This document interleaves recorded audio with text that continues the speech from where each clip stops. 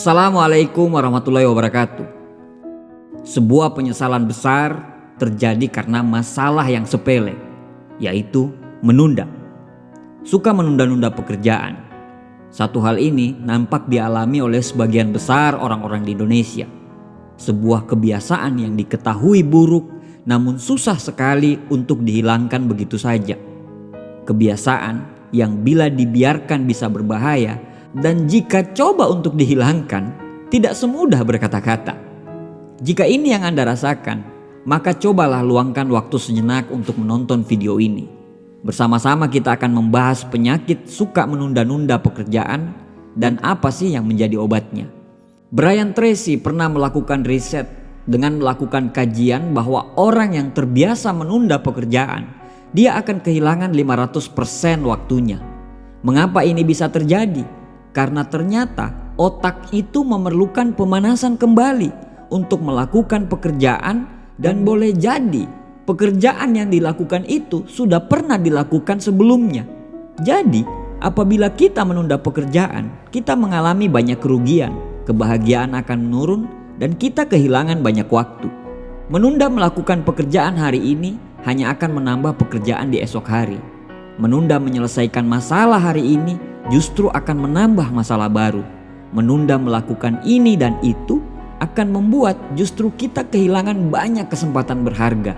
Jadi jangan pernah menunda hal-hal yang bisa kita lakukan segera. Tanpa sadar, ada beberapa hal yang membuat kita bisa menunda pekerjaan. Yang pertama, media sosial. Tidak ada larangan bagi kita untuk menggunakan media sosial atau mengecek notifikasi yang masuk.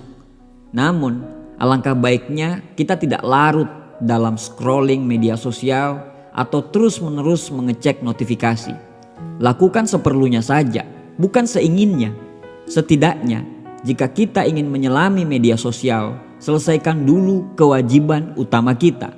Di sini perlu sekali penegasan skala prioritas. Jika terganggu dengan notifikasi, mungkin bisa kita matikan notifikasi itu.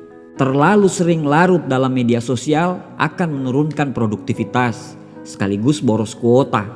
Bahkan bila kita menemukan hal-hal yang tidak mengenakan di media sosial itu, kita bahkan jadi stres.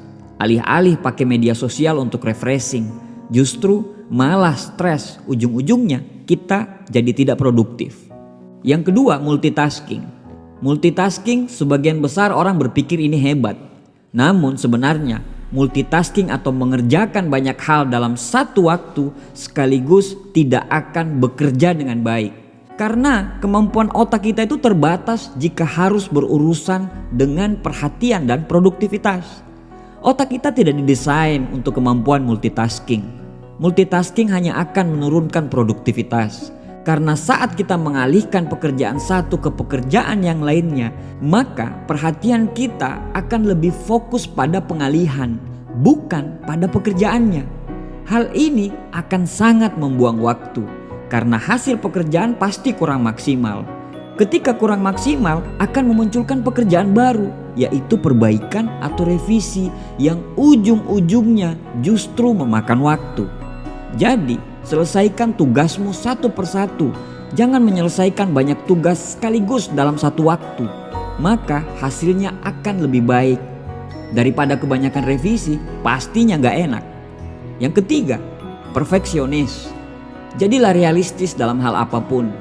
Sesuatu tidak ada dan tidak akan ada yang sempurna. Membuat kesempurnaan adalah hal yang sia-sia. Beda hal dengan melakukan penyempurnaan. Hal itu dilakukan untuk memperbaiki cacat atau mengubah kondisi menjadi lebih baik dari sebelumnya. Perfeksionis lebih memakan waktu dan lebih melelahkan. Melakukan penyempurnaan terus-menerus hanya akan membuat kita lelah dan malah ujung-ujungnya kita bisa menyerah. Salah satu tujuan perfeksionis adalah untuk mengurangi kemungkinan adanya kesalahan dan gagal. Pesannya, jangan takut untuk salah dan jangan takut untuk gagal. Dari situlah kita akan belajar dari kesalahan dan memperbaikinya serta tidak mengulangi kesalahan yang sama.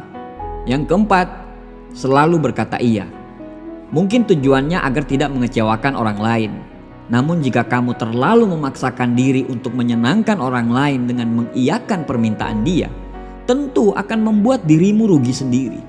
Dalam bahasan ini bukan berarti mengiyakan permintaan orang itu tidak diperbolehkan loh ya. Tentu saja boleh. Membantu sesama merupakan tindakan terpuji. Namun tetap jangan memaksakan diri. Jika kamu tidak ada waktu dan tidak mampu untuk membantu orang lain, katakan padanya dengan jujur dan jelaskan alasannya. Hal ini lebih baik untuk kamu dan untuk dirinya. Jika kamu sudah punya waktu lagi, kamu bisa menawarkan diri kembali pada temanmu untuk membantunya. Tapi jika dimintai tolong, jangan susah loh ya. Yang kelima adalah kehilangan motivasi. Motivasi yang rendah atau justru kehilangan motivasi merupakan salah satu penyebab seseorang mudah untuk menunda-nunda sehingga menjadi kebiasaan. Motivasi rendah diiringi dengan sikap ogah-ogahan dalam mengerjakan sesuatu, merasa bosan, dan sejenisnya. Untuk itu, ketika seseorang kurang dan kehilangan motivasi, sebaiknya segera diatasi. Yang keenam atau yang terakhir adalah buruknya manajemen diri. Manajemen diri ini terkait dengan kedisiplinan terhadap waktu. Disiplin terhadap waktu yang buruk ini contohnya seperti suka terlambat, lalai menyelesaikan tugas tepat waktu, dan sebagainya. Manajemen diri yang sudah terlanjur buruk justru memperkeruh suasana hati dan sikap Anda. Alhasil, Anda jadi suka menunda-nunda pekerjaan.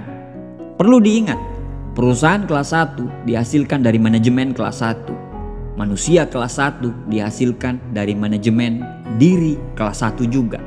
Untuk memahami waktu 1 tahun, tanyakan siswa yang gagal ujian. Untuk memahami waktu 1 bulan, tanyakan kepada ibu yang melahirkan anaknya secara prematur. Untuk memahami waktu 1 minggu, tanyakan kepada editor majalah mingguan. Untuk memahami waktu 1 hari, tanyakan kepada pekerja yang dibayar harian. Untuk memahami waktu 1 jam, tanyakan kepada seseorang yang sedang menunggu kekasihnya. Untuk memahami waktu 1 menit, tanyakan kepada orang yang telah ketinggalan kereta. Untuk memahami waktu 1 detik, tanyakan kepada orang yang selamat terhadap kecelakaan. Untuk memahami waktu 1 mili, tanyakan kepada pelari yang meraih perak di Olimpiade. Semua orang sukses itu tidak istimewa.